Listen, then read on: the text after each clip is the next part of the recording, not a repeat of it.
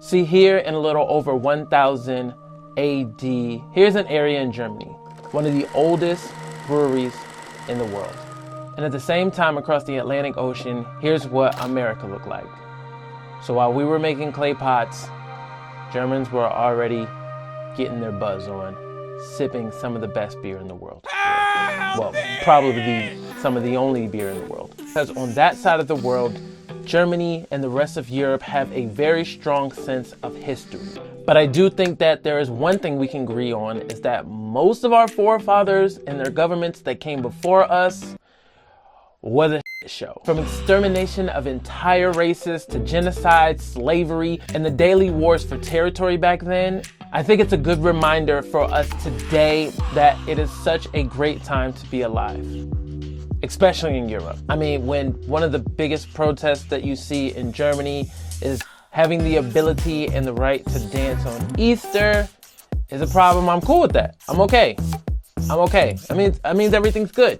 That means good. If that's the problem, everything is good. But after living in Germany for multiple years and knowing a little bit about its history, I always wondered, how did the German politics and government get to form how it is today? From bringing in millions of foreigners and refugees to have a better life on their land, to becoming one of Europe's most prosperous countries and initiating the European Union. This country looks like it's always had it going on. But as we all know, that is not necessarily the case. So how did Germany lose almost half of its land and lead the way for one of the most notorious people in the world to gain control of the country?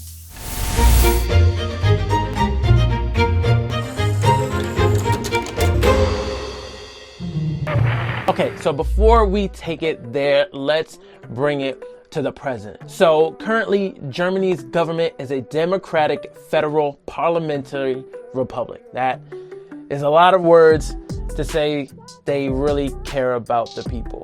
Where the federal legislative power is vested in the Bundestag and the parliament in Germany, and the Bundesrat is the representative body of the Länder, or Germany's regional states. I literally just copied that entire line from Wikipedia.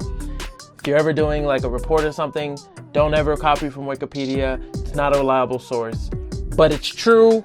So I just copied it, and because I didn't want to type it again. That's dumb. And being American, I found that this political system is somewhat like America. But about 100 years ago from today, it wasn't like that at all. See, growing up in America, we never really have a sense of what royalty is, like kings and queens and princesses. But embedded within the Holy Roman Empire, today's Germany was always ready for war, taking on more and more territory within the span of 1,000 years, right until the entry of this guy. Meet William II, the last official emperor of Prussia.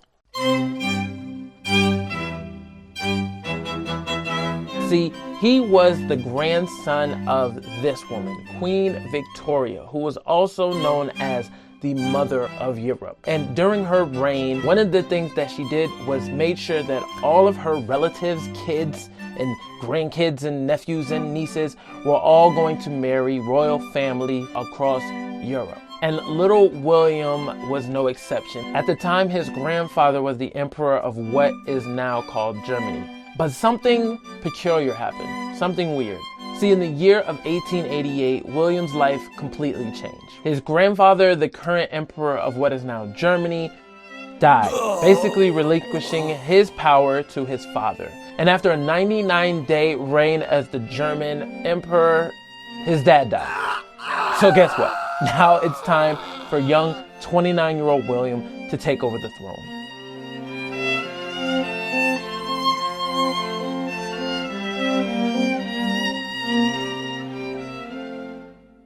Now, William didn't know much about running the entire federation. Like, he was just a young dude. 29 is not really that old when you're talking about, like, you know, handling an entire country. But he was in luck because he was able to get help with this guy, introducing Otto von Bismarck. Now at the time, Otto was celebrated in Germany, known as the first person to truly unify Germany. He basically masterminded the entire war renditions of Prussia and served as the very first chancellor of Germany by tearing down the entire German Confederation, bringing on the smaller states in the south of Germany to align with the rest of the states in Prussia, and finally created the German Empire.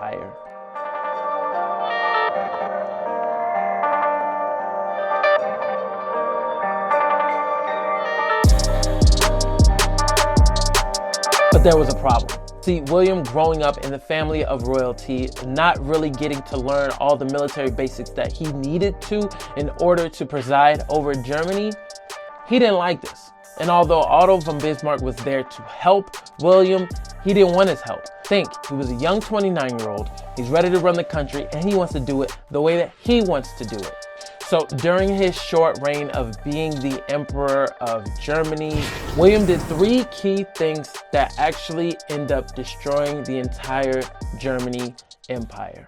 Number 1, firing Otto von Bismarck. Now remember, Otto von Bismarck was celebrated in Germany as the first person to finally unify the entire land, to link up the Federation and abolish the old segregation of Germany and bring it to a nationalist level, to where people were actually proud to be German. And if you were the enemies, you didn't want to cross them. And although Otto von Bismarck had a great relationship with William's father and grandfather and was continually running Federation great in their name, William did not feel the same way about Otto. So at the end of the day, he fired him. He kicked him to the curb, said, "You gotta go. You're out of here," which later plays a very huge part in the entrance of Germany into World War I.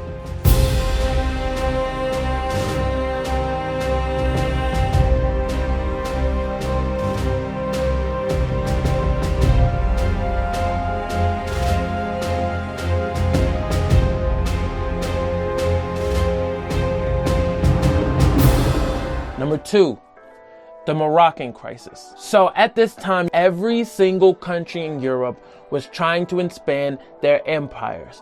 France was doing it, Britain was doing it, Russia just owns everything, and they were basically colonizing every country that they would come in contact with. And this was a problem for William. See, in 1904, France was forming a secret treaty with the country of Spain, saying that they would slice them off a piece of that Moroccan pie if you don't mess with Britain while they make a grab at Egypt. And during this reign of the German Empire, William was also trying to expand his borders. And in dramatic fashion of March the 13th, 1905, William arrives to Morocco, supporting the freedom of Morocco, which angered the French and the Spanish, which ended up spoiling the deal that they were going to create with each other. Now, after interventions and peace treaties, France actually agreed that they would not try to take over Morocco. Instead, they would act as a protector for the country, thus leading to the Second Moroccan Crisis. This was signified on one night where France actually had mobilized multiple troops within Morocco, which basically signifies that they were going back on their deal and actually trying to take over Morocco. Now, this caused William to be upset, thinking that France was actually going to take over Morocco and not give Germany a piece of the territory. William then sent a gunboat to Morocco, basically letting France know that there ain't gonna be no fighting up in here unless I get a piece of that land. Now, one thing that William forgot is that at the time, the French were really cool with the British, but this infuriated them. It was said by the British that this act of aggression was intolerable and humiliating on the Germans' behalf. And let me tell you what, in the early 1900s, if a Brit told you that the act that you did was intolerable, that means it's going to be a bad day for you. Now, before we continue with the story, I introduce to you the Triple Entity and the Triple Alliance. Now, in these times, countries were starting to see that the best thing that they could probably do is band together, come together in some type of alliance, so in case one country were to fight them, they wouldn't be alone. Basically, I would call these super gangs. Now, on the one hand, you had Germany, Hungary, and Austria. Now, these countries were really close to each other and they basically all spoke German anyway. But then on the other hand, you had France, Britain, and Russia. Now, there is one instance in particular that started off World War I, and that was the murder of the Archduke Ferdinand. He was one of the heirs to the Hungary-Austria nation, but it was said that he was hired and murdered by Serbian allies. Now, one thing you also need to know is that Serbia at the time was an ally of Russia, but this sparked furiosity with Hungary, Austria. So at that time, Austria gave Serbia an ultimatum that they either need to fess up to their crimes and talk to them, or else it's going to be wartime. Now, while they were doing that, Serbia was talking back to their allies of Russia, saying, hey man, if it goes down, do you guys got us back? And Russia was like, hell yeah, you know what time it is. And that was it. At this time, Austria declared war on Serbia. But while doing that, they talked back with Germany, asking to help them since they are in alliance with each other, and naturally Germany obliged. But the huge thing is, remember this guy, Otto von Bismarck? During his years of chancellor, he helped formulate a plan that developed the League of Three Counselors. And this is where Austria-Hungary, Germany, and Russia were in alliance and could not commit war against each other. But because William forced Otto to resign in 1890, the treaty was no longer valid, and it was fair game for anybody, allowing Russia to enter war with anybody that they choose. And after 3 years of fighting, William made his very last mistake. Enter Woodrow Wilson. Now, Woodrow Wilson was an American president, and he really just wanted to be neutral within the war and wanted all the countries to start having peace negotiations. Now, in order to do this is the early 1900s. You can't just go out and call your boy on the cell phone, hit him with a fax, or send him an email. So in order to have these talks, the US had to go to these nations in order to talk to their elite. But there was one thing that William did that turned the whole table upside down. Now, William, being as young as he was, being as inexperienced as he was, he let most of the critical decisions of war be made by his general, which makes a lot of sense. These people were war-decorated veterans. They have done this before and they know what they're doing. But the problem was there were some of them that were a little bit too aggressive. And at that time, it was made a claim that if any boat within the British waterways was subject to get fired upon, they were not playing. If you were anybody, I don't care if you were a fisherman, I don't care if you were a cruise boat with people that were just trying to go on a cruise, I don't care if you're the Titanic, you're going down. And one day the German Navy does just that. It ended up taking down a US ship that was said to be there just for peaceful relations. This is the main reason why the US was involved in one of the goriest wars ever, taking more than 17 million lives and eventually exiling William from ever stepping back into the German Empire again. Now, the biggest upset about all of this is that when the war was complete and Germany was defeated, an arrangement from the French government was ordered so that Germany would pay full reparations in the form of 20 billion. They must cede their military to less than 100,000 soldiers and give up a high portion of their land because they destroyed much of France. And the ultimatum was, if they did not do it, or they took too long to come to a decision, that they would end up taking over their entire country. Now, with William gone and the entire royal family dispersed with no real bargaining chips, the political party of Germany was forced to sign this contract, which is now called the Treaty of Versailles. And within that created a new parliamentary government denouncing the old constitution, while also denouncing the last emperor and destroying the German Empire forever. Now, with demolished homes and poor industry, millions of Germans were outraged. How could their government support such an act? From this one instance, from this one treaty that was signed, many German citizens started turning towards radical means of government. But that's a story for another day. I am proud to come to this city as the guest of your distinguished mayor.